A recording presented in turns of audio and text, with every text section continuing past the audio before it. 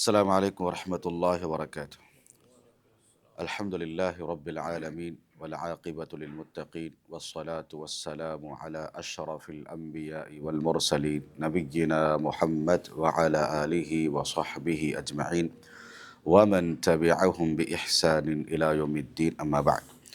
عن أبي سعيد الخدري رضي الله عنه قال: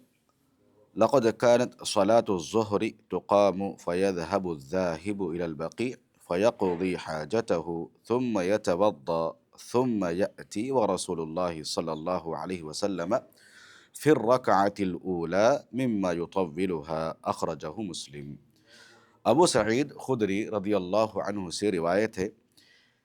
ظہر کی نماز کھڑی ہو جاتی، پھر جانے والا بقیع جا کر حاجت سے فارغ ہو کر وضو کر کے آتا اور رسول اللہ صلی اللہ علیہ وسلم پہلی رکعت میں ہوتے، اس قدر اس کو لمبا کرتے۔ ابو قتادہ رضی اللہ عنہ سے روایت ہے، كان رسول الله صلى الله عليه وسلم يصلي بنا فيقرأ في الظهر والعصر في الركعتين الأوليين بفاتحة الكتاب وسورتين ويسمعنا الآية أحيانا، وكان يطول في الركعة الأولى من الظهر ويقصر الثانية وكذلك في الصبح، متفق عليه۔ رسول اللہ صلی اللہ علیہ وسلم ہم کو نماز پڑھاتے تھے تو ظہر اور عصر کی پہلی 2 رکعتوں میں سورہ فاتحہ اور 2 سورتیں پڑھتے تھے، اور کبھی ایک آدھ آیت ہم کو سنا دیتے تھے، اور ظہر کی پہلی رکعت دوسری رکعت سے لمبی ہوتی، اس طرح صبح کی نماز بھی۔ جابر بن سمرہ رضی اللہ عنہ سے روایت ہے، كان النبي صلى الله عليه وسلم يقرأ في الظهر الليل إذا يغشى وفي العصر ونحو ذلك وفي الصبح أطول من ذلك۔ جابر رضی اللہ عنہ سے روایت ہے، رسول اللہ صلی اللہ علیہ وسلم ظہر کی نماز میں واللیل اذا یغشا پڑھتے، اور عصر میں بھی اتنی بڑی صورتیں پڑھتے، اور فجر کی نماز میں بھی اس سے لمبی صورتیں پڑھتے تھے۔ میرے بھائیوں، اللہ کے نبی صلی اللہ علیہ وسلم فجر کی 2 رکعتوں کو لمبی کیا کرتے تھے، اور یہاں پر ہمیں معلوم ہوتا ہے کہ ظہر اور عصر کی پہلی رکعت کو بھی لمبی کیا کرتے تھے۔ ظہر کی پہلی رکعت دیکھیے، ہم نے ابھی حدیث میں سنا کہ ایک آدمی قضاء حاجت کے لیے بقیع جاتا، بقیع جا کے قضاء حاجت سے فارغ ہو کر وضو بنا کر پھر نماز کے لیے لوٹتا،